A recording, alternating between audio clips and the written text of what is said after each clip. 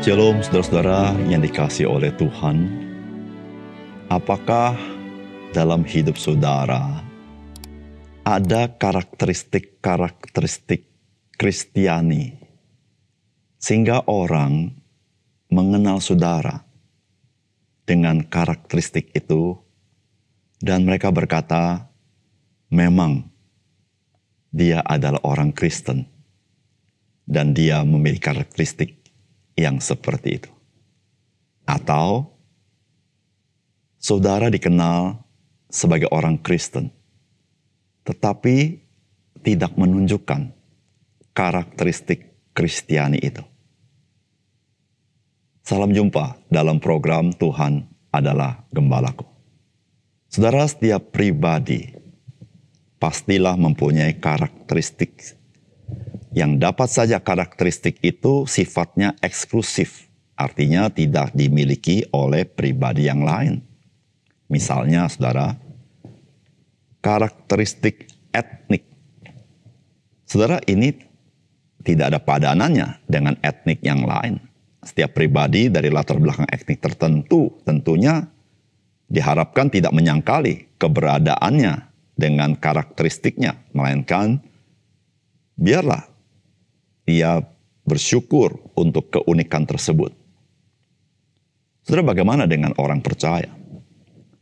Saudara, Alkitab memberitahukan bahwa barang siapa menerima atau percaya kepada Yesus Kristus sebagai Juru Selamat dan Tuhannya, maka ia mendapat hak menjadi anak-anak Allah.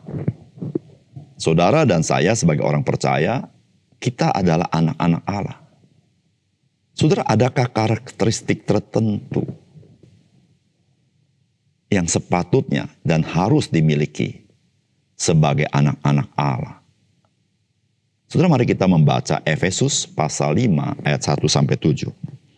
Sebab itu jadilah penurut-penurut Allah seperti anak-anak yang kekasih, dan hiduplah di dalam kasih, sebagaimana Kristus Yesus juga telah mengasihi kamu, dan telah menyerahkan dirinya untuk kita sebagai persembahan dan korban yang harum bagi Allah.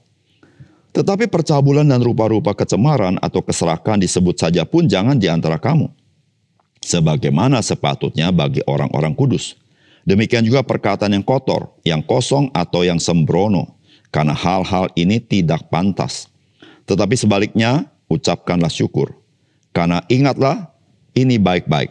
Tidak ada orang sundal, orang cemar atau orang serakah, artinya penyembah berhala yang mendapat bagian di dalam kerajaan Kristus dan Allah. Janganlah kamu disesatkan orang dengan kata-kata yang hampa, karena hal-hal yang demikian mendatangkan murka Allah atas orang-orang durhaka. Sebab itu, janganlah kamu berkawan dengan mereka. Saudara yang dikasihi oleh Tuhan, kota Efesus adalah kota yang besar dan dengan peradaban penyembahan kepada Dewi Artemis. Dan itu ada kuil Artemis atau kuil Diana yang terbesar di dunia, di mana pada zaman itu orang-orang menyembah kepada Dewi Artemis akan pergi ke kota Efesus. Saudara, tentulah magnet dari pola kehidupan penyembahan kepada Dewi Artemis itu terjadi pada mayoritas orang-orang di sana, dan itu memberikan pengaruh yang sangat kuat di dalam kehidupan orang-orang yang tinggal di kota Efesus. Dan saudara, tentu saudara-saudara, nilai-nilai kehidupan dan perilaku kehidupan mereka tidak sama dengan nilai-nilai kerajaan Allah. Saudara, tidak heran kita membaca bagian ini, Rasul Paulus menekankan bagaimana mereka harus hidup berbeda dengan dunia ini. Saudara, apakah pesan firman Tuhan bagi kita? Saudara, yang pertama, sebagai orang percaya, kita ini adalah anak-anak Allah. Dan kehidupan dari anak-anak yang dikasih Allah adalah hidup menjadi penurut-penurut Allah. Saudara, firman Tuhan berkata begini, sebab itu jadilah penurut-penurut Allah seperti anak-anak yang kekasih, dan hiduplah di dalam kasih sebagaimana Kristus Yesus juga telah mengasihi kamu dan telah menyerahkan dirinya untuk kita sebagai persembahan dan korban yang harum bagi Allah. Saudara, Rasul Paulus mengingatkan kepada jemaat di Efesus bahwa mereka itu adalah anak-anak Allah. Anak-anak Allah yaitu anak-anak yang dicintai oleh Allah.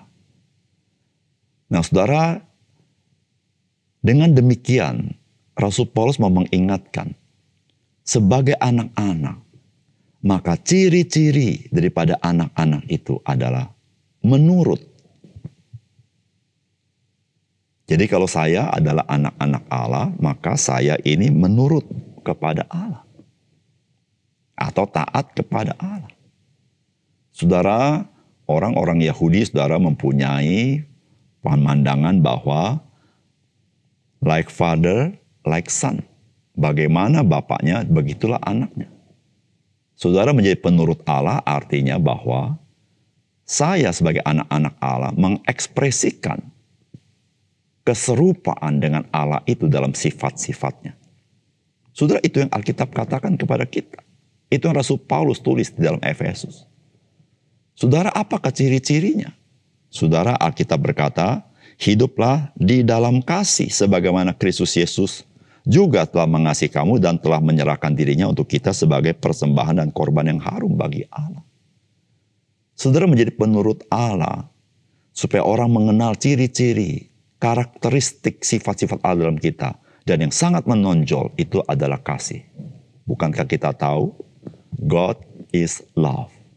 Dan saudara, kasih itu sudah dinyatakan ketika dia memberikan Yesus Kristus yang menyerahkan nyawa menanggung dosa kita. Saudara, sebagai penurut Allah artinya kita taat kepada Tuhan. Dan arti selanjutnya adalah kita mengekspresikan sifat-sifat Allah di dalam kehidupan kita. Bukankah pada mulanya manusia diciptakan di dalam gambar dan rupa Allah? Dan gambar dan rupa Allah itu menjadi rusak karena dosa. Tetapi di dalam Kristus, dia mengembalikannya kembali. Oleh karena itu, saudara, sebagai anak-anak Allah, marilah kita menjadi penurut-penurut Allah. Sehingga kita menyatakan keindahan Tuhan bagi dunia ini. Yang kedua, saudara, janganlah memiliki kehidupan yang seperti orang-orang yang tidak percaya kepada Tuhan. Saudara, firman Tuhan berkata begini, karena ingatlah ini baik-baik, tidak ada orang sundal, orang cemar, atau orang serakah, artinya penyembah berhala, yang mendapat bagian di dalam kerajaan Kristus dan Allah. Janganlah kamu disesatkan orang dengan kata-kata yang hampa, karena hal-hal demikian mendatangkan murka Allah atas orang-orang durhaka, sebab itu janganlah kamu berkawan dengan mereka.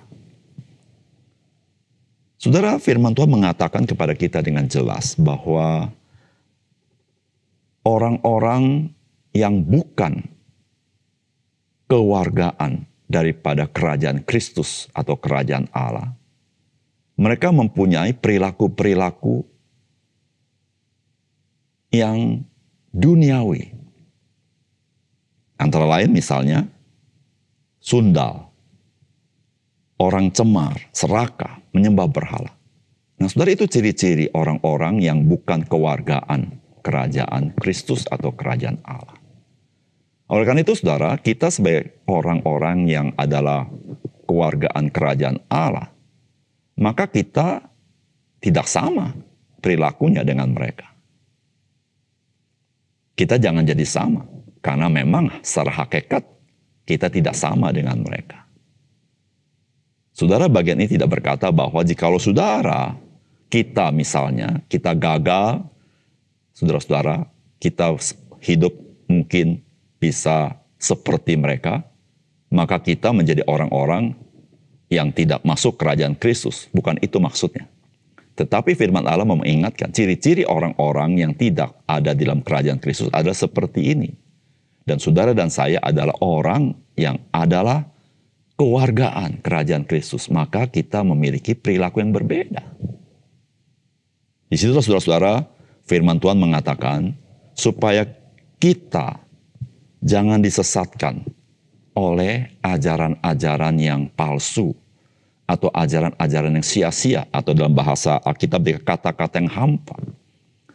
yaitu mengajarkan hal-hal yang tidak sesuai dengan nilai-nilai kerajaan Allah,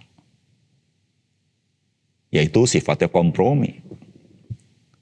Saudara, bagaimana caranya? Maka kita berkata, sebab itu janganlah kau berkawan dengan mereka. Maksud berkawan di sini adalah jangan kita mendengarkan, menuruti apa yang diajarkan oleh mereka. Saudara yang kasih dalam Tuhan, janganlah kita memiliki kehidupan seperti orang-orang yang belum percaya kepada Kristus. Tapi marilah kita hidup semakin serupa dengan Kristus. Saudara, itulah hidup sebagai anak-anak Allah. Mari kita berdoa. Bapa surga, terima kasih begitu indah firman Tuhan kepada kami, mengingatkan kami siapa kami, dan kami berbeda, dan kami adalah orang-orang yang dikasihi Tuhan. Kami tidak sama dengan orang yang belum kenal Tuhan. Kami adalah orang-orang rohani. Tuhan tolong kami supaya kami hidup sebagaimana desain Tuhan, menampakkan keindahan Tuhan. Terima kasih Tuhan, dalam nama Tuhan Yesus kami berdoa.